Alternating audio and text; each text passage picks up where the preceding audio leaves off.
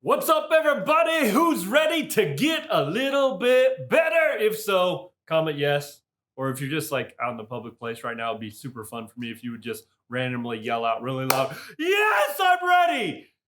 If so, you totally need to comment. I will send you something if you did that just now. Like, comment, and I'll send you something for free. Maybe I'll send you a new book. Okay, so let's have a great conversation right now. And this is going to be fun. So if you haven't seen some of social and some things that I've shared, little news: we recently became an Amazon international bestseller with a new book called "Creating Your Best Life." Pardon me while I woo yes, pretty excited. Been a 14-month journey writing the book, but really, like the bigger story is I partnered with a mentor, a friend, business partner, Bill Walton. And really, it started as his book, and it's been a journey for about 25 years that God's had him on to write this book, kind of the origins of it.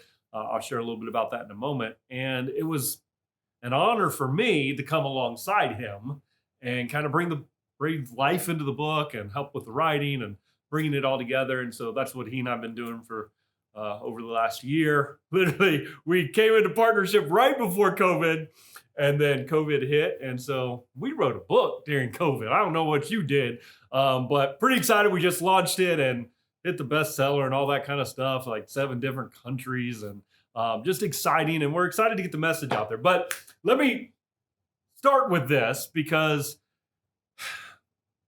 25 years ago for Bill, it all started with one question that I know many of you have asked, because I've asked it too. And here's the question. And I'm going to speak, by the way, today, I'm going to speak specifically to Christian entrepreneurs, business owners. If you're not falling into that category, trust me, you're still going to get something out of this if you hang with us. But here's the question: what am I missing? You'll read Bill's story in the book when you get it, which totally buy it from Amazon. I'll tell you about something else, opportunity for you at the end. But Bill was just like many of you, doing all the things. I'm reading my Bible, going to church, I'm praying, I'm seeking God, I'm helping old ladies cross the street and opening doors for people. Like, why isn't God blessing me? Why isn't it all working out? What? God, please, what am I missing? And if you've asked that question and you feel like you've been doing all the things, can I just tell you, you are not alone, because every successful entrepreneur I know, anyways, especially, Bible believing Christ following up, like they've had that same moment. They've wondered. They're like, God, what am I missing? What am I not doing? And maybe what I'm going to share with you today might help you with some of the answers to that question. And so in the book, you'll read a lot of Bill's stories. But, I get to share some of mine in these videos because I've traveled the same journey. That's why it was such a great partnership alignment for us to come together. So my story when I was asking that question is I'd been a pastor for, how long had I been a pastor at that point for? Probably 16, 17 years. And serving God, doing the work of the ministry. Love it, love people, love Jesus, love my church, still at the same church. And everything wasn't working out quite the way I thought it would. You know what I'm talking about. I'm not where I thought I would be at this time, right? Financially and otherwise, not where I thought I would be. And we were in a rough spot. And this would be news to some people because a lot of people didn't know this at the time. It's not like we were putting it on a billboard, but we hit some really rough places where we went through the foreclosure process, not once, but twice. That morning when I woke up and walked out into my driveway and my car wasn't there. Like I parked it there the night before and it wasn't there. And I looked closer and I could see the scrape marks on the driveway where the repossession tow truck had towed it out of my driveway. So it was a low point, people.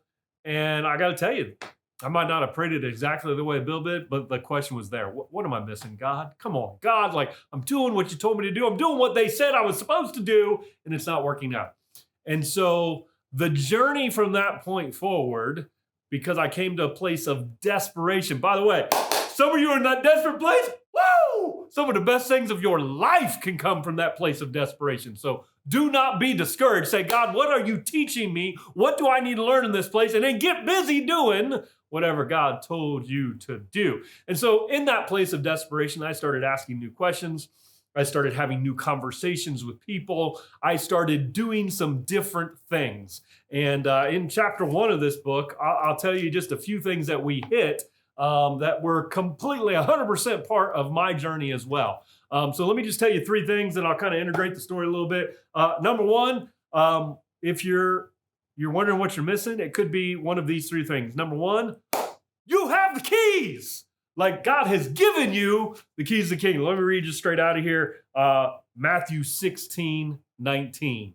Like your faith's going to be built up right now. Not 16:19. This is the Amplified. It says, I will give you the keys, the authority of the kingdom of heaven. Whatever you bind, and that means whatever you forbid, declare to be improper and unlawful on earth, will have already been bound in heaven. And whatever you loose, permit, declare lawful on earth, will have already been loosed in heaven. Matthew 16:19. You have the keys. God gave them to you, gave them to me as Christ followers when we were born again. He gave us the keys to the kingdom. He gave us authority and access, but sometimes we're not using the keys. My daughter's going to be 16 next year. And there's going to come a moment when she asks me for the keys to the car, and I'm going to throw her the keys to the car. But if I throw her the keys to the car and she doesn't put the keys in the car and then put it in gear and hit the accelerator, that car and those keys are going to be useless to her. If you're wondering why it's not what you're missing, maybe it's because you haven't been using the keys that God has given you. You haven't been binding and loosing. You haven't been taking authority over situations. You haven't been speaking and creating the life that you want to create. You have the keys. You should type right now, I have the keys, because that might be one of the things you're missing. Number 2 you might be missing is living on the offensive. See, we were not created to live on defense. I remember played basketball for a whole lot of years and had fun in high school and winning some championships. And the games where we played the worst were when we were playing not to lose.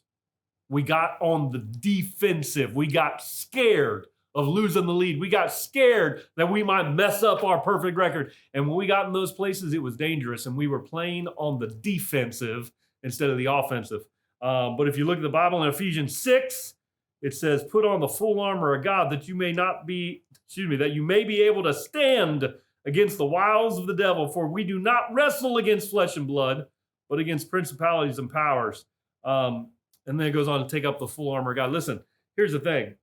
You don't put on armor to be on the defensive. You put on armor to go on the offensive, to pursue, to overtake, to step into everything that God said you could have.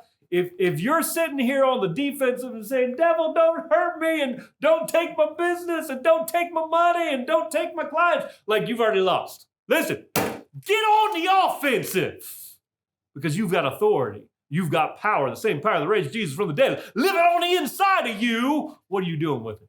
What are you doing with it? It's time to go on the offensive. It's time to activate the creative mind that God has given you and say, all right, God, how are you going to create another stream of income? All right, God, how are you going to accelerate the elimination of that debt, God? God, how are you going to use me to impact more people? I've been thinking in tens and dozens. What if I thought in hundreds? What if I thought in thousands? What if I thought in tens of thousands? God, what if you began to go on the offensive and say, all right, God, if God's for me, who can be against me, right? So go on the offensive. Then the last point I would say is this. What are you missing? What was I missing? This is the biggest thing that I was missing by far. I wasn't doing my part. Like the point for, like you have to do your part. I must do my part. God didn't just, he's not going to drop the blessing of God out of heaven and not have you do anything. In fact, you know what? Let me read, let me flip over here a couple pages. It's a pretty good book. Y'all should pick it up. If God's will automatically happened without any responsibility on our part, we would not have to pray for it. And in what is that? Colossians 4:12 literally says, "Hey, pray for God's will to be done." And then I love this. The answer is that God's will being done thrives upon us doing our part. God's will being done thrives when when we do our part. And here's what I would say to you: our part is bigger than you think. Surely is bigger than I thought, because I thought my part was to work at the church and do that and then pray to God to drop money out of heaven and multiply like there wasn't anything to multiply in my bank account. I was in the red, people. And here's what changed. I started to do my part. And I joined a mastermind. I got some coaching. And those two things, I started reading books and diving into business and personal development things. And I started to devour things that would build me up and grow me and activate that creative imagination and get me thinking on the offensive to go and do. And at the end of that first year, I sat at a dinner table with my wife at a restaurant. And I said, "What was the highlight of the year?" And she looked back at me and she said, "Watching you change." She said, "You're not the same person you were a year ago. You're a totally different person." And a little bit later, she told me, she said, "Mark, what changed was you went from talking about it to doing it." Started to do my part. Listen, friends, I love you. I love you. I want you to succeed. I believe there is greatness on the inside of you. But some of you right now, you're not doing your part. And some of you Christians are praying and you're using it as an excuse to neglect the part that God has given you to do. He's not going to make your business prosper without you doing your part. He's not going to get rid of your debt without you doing your part. He's not going to heal your marriage. He's not going to, listen, he ain't going to zap you and you're going to lose 30 pounds and get into those jeans you've been trying to, like, that's not how he works. Like, that is the exception in the Bible. There are supernatural interventions from God and he will intervene and do it. It's supernatural. But the norm in the Bible is when God does a miracle, he gives us a part for us to do, to cooperate with him. And so, believers, if you're watching this and you're wondering what I'm missing, I can almost guarantee for most of you watching this, you're not doing what God asked you to do. Same way I wasn't, and I was wallowing in my misery and blaming it on other people. Here's what you got to do. You got to take back your power. Realize that you have the keys of the kingdom. Realize that you got to stop playing defense and go on the offensive and say, all right, God, what's my part? What is my part? And when you get those three things working, you're going to be able to do something that I think is really important. And this book equips you to do it, which is create your best life. Not create a mediocre life, not settle for what you got, not get by, but create your best life so that you can leverage your life for God's glory. My mission in life is to make Jesus famous. Everything I do is to elevate him, not to elevate me.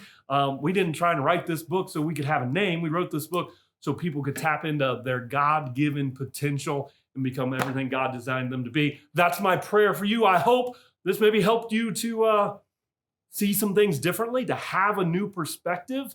That's what our prayer is with this book, to help people tap into that God-given potential and create their best life. So drop a comment of what you're going to take away from this video, maybe an action step you can take right now to begin creating that best life and stepping into that. Stop focusing on what you're missing and start focusing on what you can do. This is where you should get off this video right now and you should go out there and give your greatness to the world, because somebody needs what's on the inside of you. Don't hold it back. Go out there and give it away. I love you guys. Have an awesome week. Hey, I almost forgot. I wanted to tell you this week. So the book, these were pre-release copies. So kind of first edition limited, because we printed these so that we could go to a couple live events over the last couple months and launch the book live. But the final version of the copy that's going to have a nice little bestseller, Amazon International Bestseller stamp, and some other things that we're adding into the book, that's not going to be available probably for at least another month.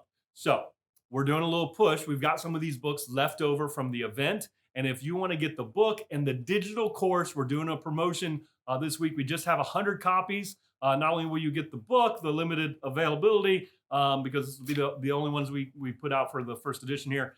It'll also be signed, autographed by both the authors. And so you'll get that. And you'll also get the digital course, which dives in and gives a ton of extra content. So you can click the link below if you want to find out more about that and get a book before everybody else does, because you don't want to wait. Go ahead and click the link and get the book. I love you. I will see you soon.